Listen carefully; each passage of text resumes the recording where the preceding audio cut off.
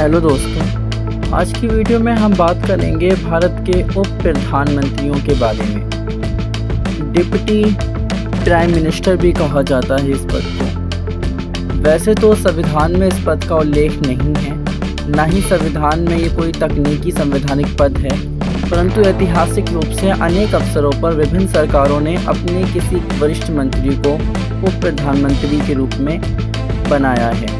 इस पद को भरने की कोई संवैधानिक अनिवार्यता भी नहीं है, ना ही ये पद किसी प्रकार की विशेष शक्तियाँ प्रदान करता है। आमतौर पर वित्त मंत्री, रक्षा मंत्री या जैसे वरिष्ठ कैबिनेट मंत्रियों को इस पद पर स्थापित किया जाता है, जिन्हें प्रधानमंत्री के बाद सबसे वरिष्ठ माना जाता है। आसान शब्दों में कहूँ तो गठबंधन सरकारों में जब प्रधानमंत्री के बाद कोई अन्य नेता भी सशक्त दावेदारी पेश करता है, तो ऐसे में सरकार को बचाने के लिए, पार्टी को एकजुट रखने के लिए प्रधानमंत्री अपने बाद उप प्रधानमंत्री नियुक्त करता है, जिससे पार्टी में उस वरिष्ठ नेता की भूमिका को देखते हुए उसे गठजोड़ करके रखा जाता है। आइए बात करते हैं कि देश में अब तक कितने उप प्रधानमंत्री हुए हैं।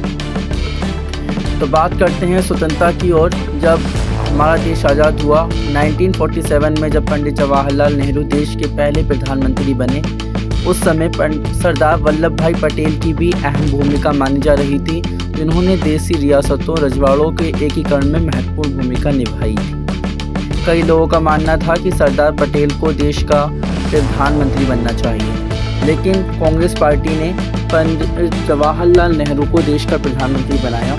इसके बाद पंडित नेहरू ने सरदार पटेल की भूमिका और उनकी महत्वाकांक्षा को देखते हुए देश का उप प्रधानमंत्री बनाया। सरदार वल्लभ भाई पटेल देश के पहले उप प्रधानमंत्री थे, जिन्हें राजेंद्र प्रसाद ने उप प्रधानमंत्री पद की शपथ दिलाई। सरदार वल्लभ भाई पटेल नेहरू कैबिनेट में सबसे वरिष्ठ मंत्री थे। इन्हें गृह मंत्रालय दिया गया था और इन्हें उप प्रधानमंत्री पद भी दिया गया। अपनी मृत्यु तक सरदार वल्लभ भाई पटेल इस पद पर बने रहे। 15 अगस्त 1947 से 15 दिसंबर 1950 तक सरदार वल्लभ भाई पटेल इस पद पर बने रहे। सरदार पटेल की मृत्यु के बाद ये पद खाली रहा। पंडित नेहरू लगातार 1947 से 1964 तक अपनी मृत्यु तक इस पद पर बने रहे, लेकिन इस दौरान किसी भी नेता को उप प्रधानमंत्री नहीं बनाया, क्योंकि नेहरू के बाद सरदार पटेल ही सबसे बड़े नेता थे और उनकी मृत्यु के बाद कोई भी इतना बड़ा नेता नहीं था जो पंडित नेहरू को टक्कर दे सके। इसीलिए इन 15 वर्षों में नेहरू की सरकार में कोई भी उप प्रधानमंत्री नहीं रहा। देश में दूसरा मौका आया प्रधानमंत्री बनने का, जब 1967 में चुनाव हुए और इंदिरा गांधी उस वक्त देश की प्रधानमंत्री थी। इंदिरा गांधी की सीटें बहुत ज़्यादा घट गईं। ऐसे में कांग्रेस ने अपने वरिष्ठ नेता मोरारजी देसाई को प्रधानमंत्री बनाने के लिए कांग्रेस के अंदर वरिष्ठ नेताओं ने जोर दिया। इसके बाद इंदिरा गांधी तो प्रधानमंत्री बनी, क्योंकि उन्हें कुछ नेताओं का समर्थन था, लेकिन मोरारजी देसाई के समर्थकों ने मोरारजी देसाई को उप प्रधानमंत्री बनवा दिया। मोरारजी देसाई देश के दूसरे उप प्रधानमंत्री थे जिन्होंने सरदार पटेल के बाद ये पद संभाला। Morarji Desai deputy prime minister रहे। उन्होंने 1967 से 1969 तक इस पद को संभाला था। इसके बाद राष्ट्रपति चुनाव में जब कांग्रेस पार्टी के उम्मीदवार की हार हुई, तब कांग्रेस ने इंदिरा गांधी से अपना समर्थन वापस ले लिया। इसके बाद कांग्रेस का विभाजन हो गया। तब तक ये इस पद पर बने रहे। इसके बाद 1971 में इंदिरा की दोबारा सरकार बनी, लेकिन कोई भी प्रधानमंत्री नहीं बनाया गया। देश में तीसरी बार उप प्रधानमंत्री बनाने का समय आया 1977 में, जब पहली बार कांग्रेस पार्टी की हार हुई और मोरारजी देसाई गैर कांग्रेसी प्रधानमंत्री बने। 1977 में कांग्रेस पार्टी की हार हो चुकी थी। जनता पार्टी के मोरारजी देसाई ने प्रधानमंत्री पद की शपथ ली। मोरारजी देसाई 1977 से 1979 तक देश के प्रधानमंत्री बने रहे।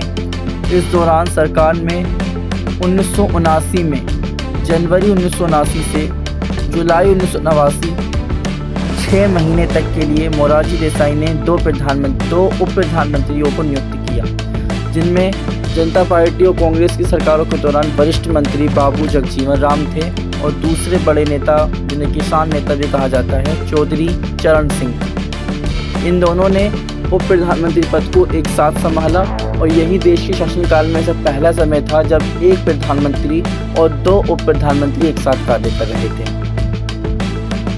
इसके बाद 1979 में चौधरी चरण सिंह देश के प्रधानमंत्री बने, जिन्हें कांग्रेस पार्टी ने समर्थन दिया।